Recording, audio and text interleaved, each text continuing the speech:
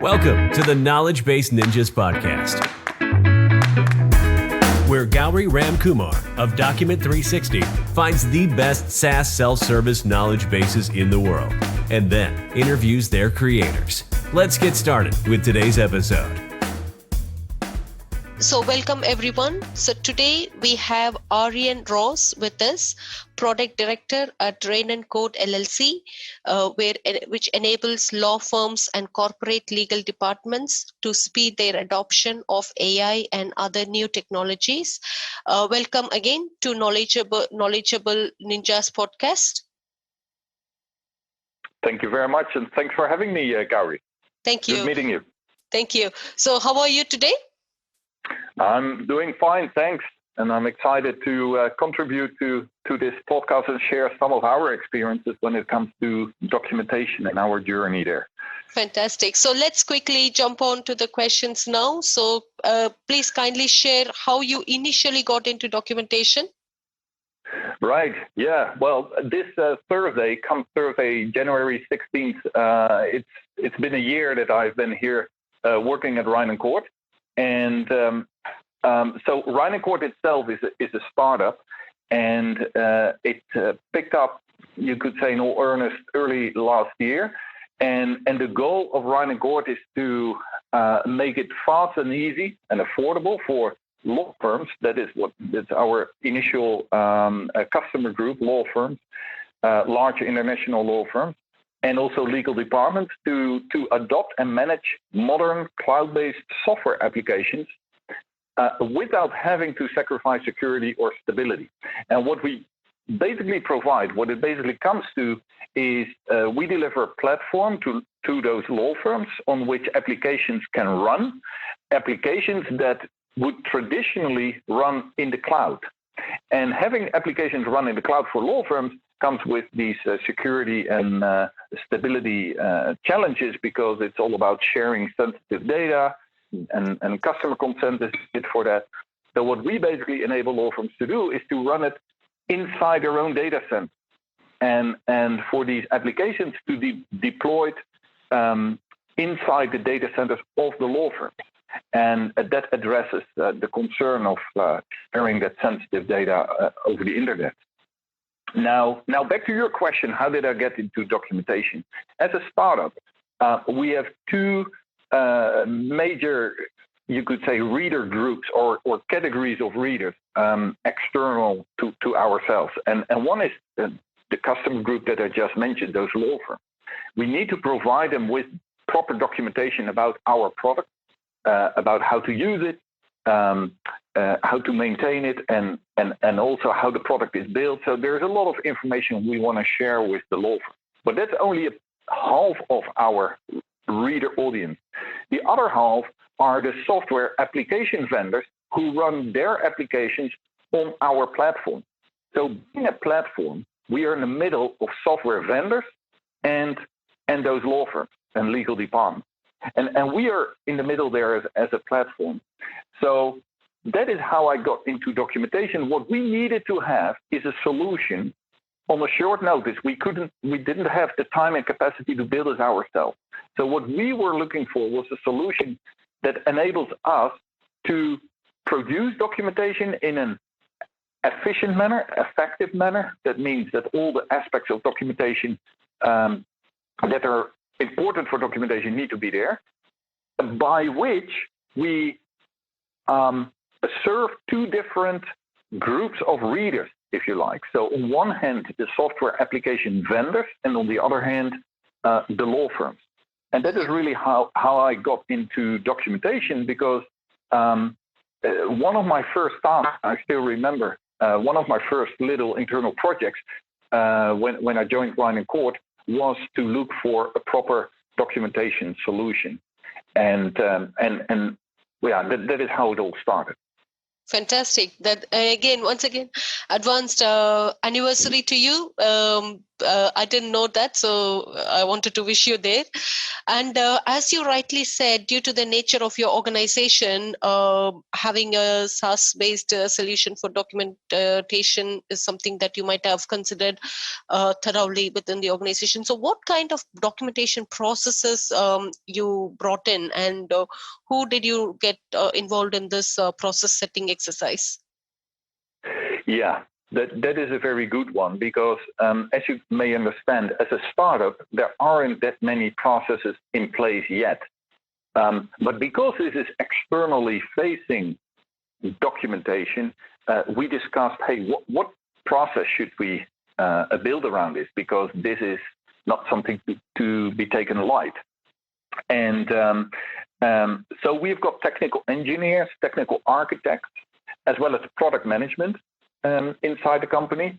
And basically creating those articles is really a cooperation between the experts. So that is where it all starts. Our documentation tends to be somewhat more technical in nature and content. So what I focused on very much is more the structure of the various articles and how to split between the different reader groups. We also use that Document 360 feature to publish to specific reader groups so that each of the reader groups only see documentation that is relevant to them and not information that is irrelevant to them. And that feature, by the way, is very important to us. So coming back to the process, the experts drive the documentation inside Reynen Court. Then those drafts are reviewed by others, like me, but also others in product management. So we take a final look. We make sure that the structure, the content is correct, and then we publish it. Fantastic. So you do have a very well-defined roles and responsibilities to make sure the published content is gone through proper approval process. Yes, absolutely. And what we also see happen now, let's say after roughly a year, is that certain individuals have picked up that role of editor and publisher themselves. So if they really own a particular article, sometimes they make these small updates to it, and then they're authorized to publish themselves. So then we have really an owner of a particular technical article. So we are still learning, but we definitely have that review step in the process. Absolutely. Yeah. Fantastic. So I think you kind of answered my next question as well. What are the important factors you consider when creating documentation for your SaaS business? One is reader groups and giving segregated access, and of course having a well-defined process before anything gets published. Please share any other important factors you might have, Arjan. Yeah. I think that is an important question. And you know what, as a startup and being busy with our own product, what we should be in the position of is to focus on content, right? So that is the most important for us, to make sure that the content is explained in those articles in an understandable, well-structured manner. And then all the other aspects, like the logistics of publishing that we just talked about, review and publish, to the relevant user groups, the capability of split between user groups, the formatting, the landing page, the images, the capability of exporting to PDF, etc. That is all what we expected of a documentation solution. So these also were the criteria based on which we made our choice. What documentation solution should we take? It is really what we looked for was a solution that took care of all these, let's say, aspects that are important to documentation, versioning. I don't know if I mentioned versioning. All these aspects that I just mentioned, so that we can focus on the content. That is for us what was most important in the documentation solution. Great. So having heard how important documentation is for you and how much you spend in making sure all the data is accurate, so what role do you think has your documentation played in your customer success or services strategy? Yeah, I think a large role. And the reason why I think that is without having the proper documentation in place, people either fill the gaps themselves or they start asking questions. The moment they start asking questions, we can still answer these questions, but then the next customer and the next and the next, or in case of the vendors, the next vendor and the next vendor, they will always keep coming back with more and more questions. Mm. So what we try to achieve by publishing our knowledge articles is to provide enough information, be it relevant to those software application vendors or be it relevant to our law firms as a customer base, so that they understand and that the questions they ask are really the let's say the very detailed questions or the questions that could not otherwise be provided in the documentation. And then by receiving those questions, we can, revisit the content and enrich it and say, okay, so now we publish a next version which includes the questions that are asked, so that over time, we don't lose any time, and we enable ourselves to serve a much larger customer base compared to, if we wouldn't have this in place already now today, we would be, choked by answering tons of questions all day long. Mm. So that is how it enables us to move ahead with our business. Fantastic. So again, what kind of reduction do you think in your workload you've seen since introducing such quality documentation? And how long have you been having this documentation, Arjan? Well, I think we did a selection early last year. So I think the first trials with this Document 360 was back in, what was it? March, April last year, I think. Mm-hmm. And then we started to use it in all earnest, I think, soon after that. So probably from May onwards, or I don't have the exact starting date, but it was roughly along those timelines. Yeah. So what kind of reduction in workload have you noticed? I know this one, and the ROI is one thing you can't tell in numbers, especially when it comes to documentation. But any other ways you have seen this reduction in your workload? Yeah, well, as you rightfully say, we can't talk about the reduction in workload because we as a startup, we're starting up our work. So the more we build, the more documentation to write. So, but what I could imagine, though, is how would we have survived, right, without having a ready-to-use, out-of-the-box documentation solution available to us? Then what would we have been left to? Publishing documents through what? I think we either should have built something ourselves, or I don't know how we would have survived. So in other words, for us, this is, although we didn't want to build this ourselves because our engineers work on our own product, if there hadn't been an out-of-the-box documentation solution, then we simply would have needed to build something ourselves. So in terms of ROI or asking about efficiency, the fact that all the logistics of documentation that we just mentioned, so the versioning, the reviewing, the publication, the formatting that comes out of the box, the landing page that comes out of the box, the capability of publishing to specific reader groups, the self-registration, I think we haven't even mentioned that one. That's very important to us. We don't want to publish to the world, we want to publish to very specific readers. And these readers, by using their allowed domain, they can self-register to our documentation portal.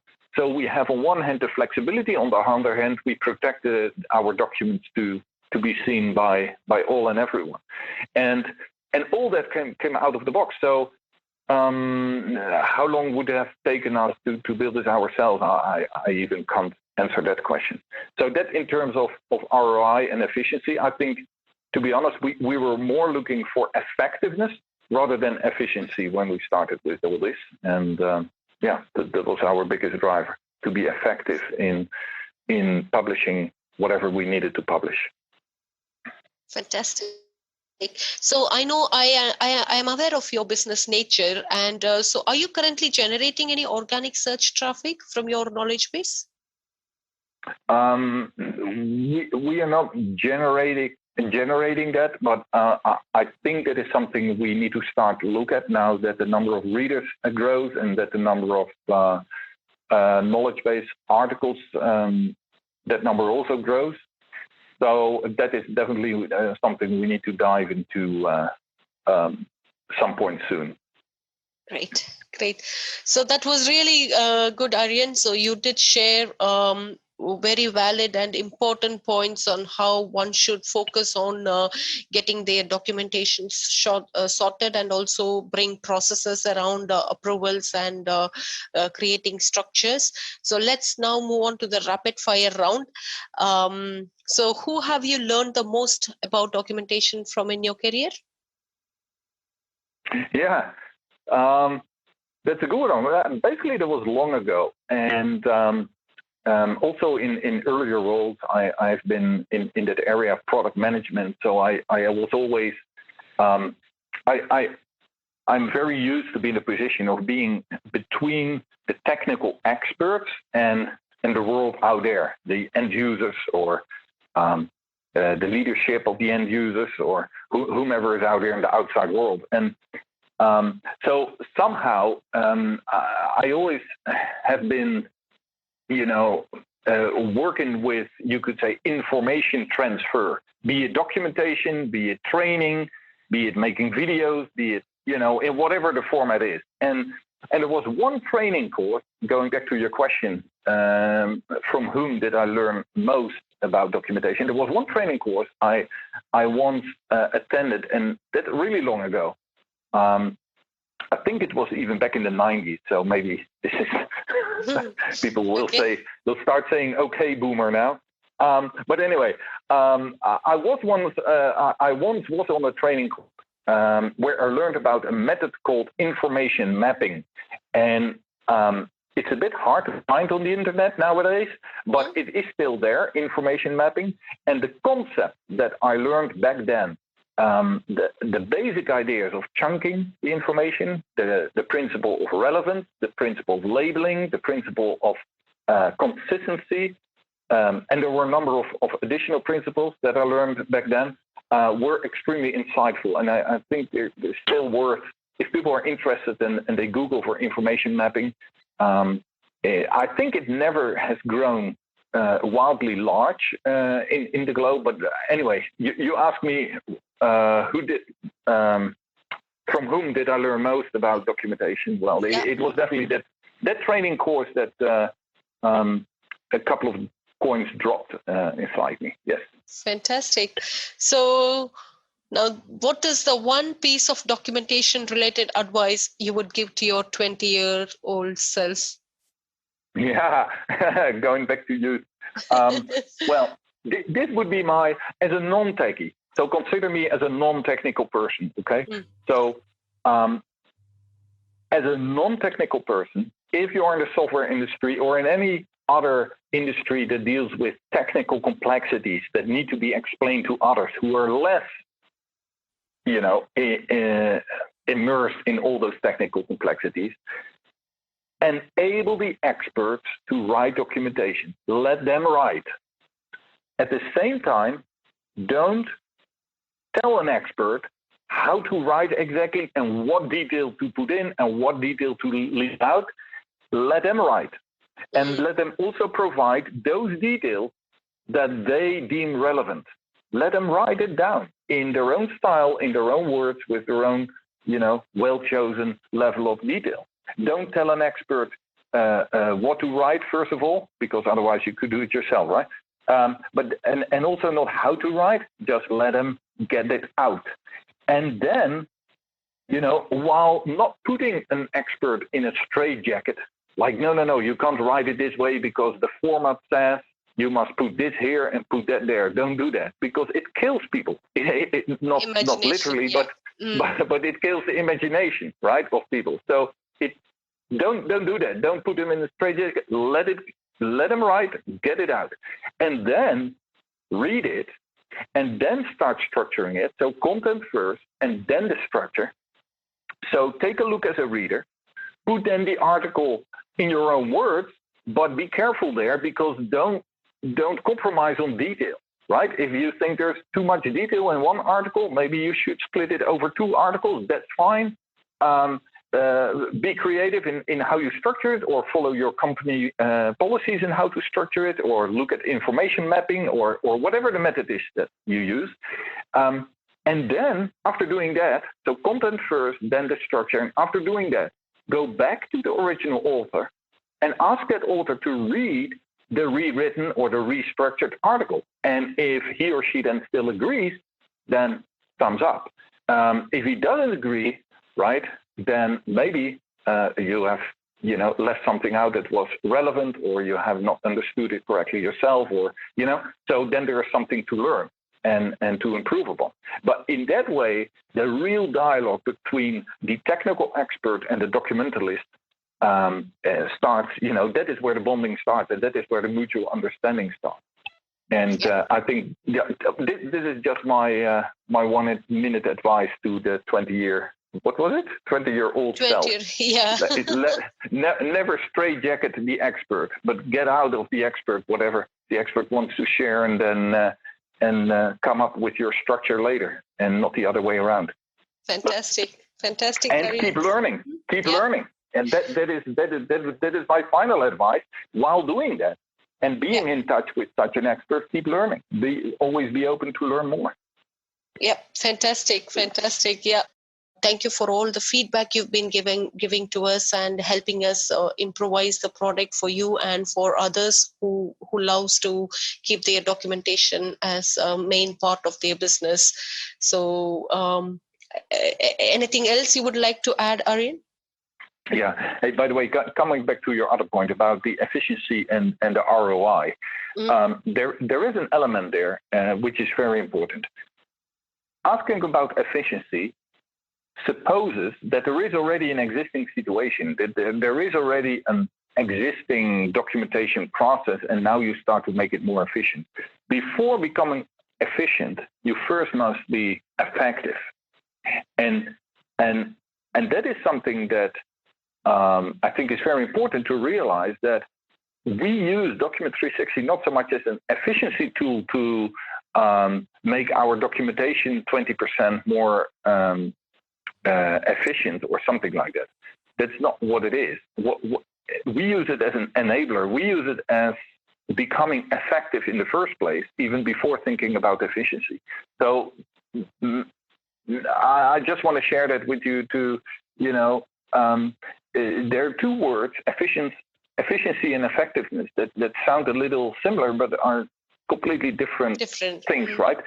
Because efficiency is about how cost effective you are. So if you get from A to B at $1,000, and now you find a method to get from A to B for $600, so you saved yourself $400, and that is then an efficiency gain, you could say, of $400, so 40%. Now, but getting from A to B in the first place, that is about being effective. And that was our starting point. We needed to get documentation out that was good looking, that was, doable for us, etc. So, yeah, maybe that gives a different perspective on that question of ROI and efficiency. Yeah, it makes complete sense, Arjan. All right. Thanks for listening to today's episode of the Knowledge Base Ninjas podcast. Please head to iTunes, rate, and provide honest feedback on the podcast. See you next week.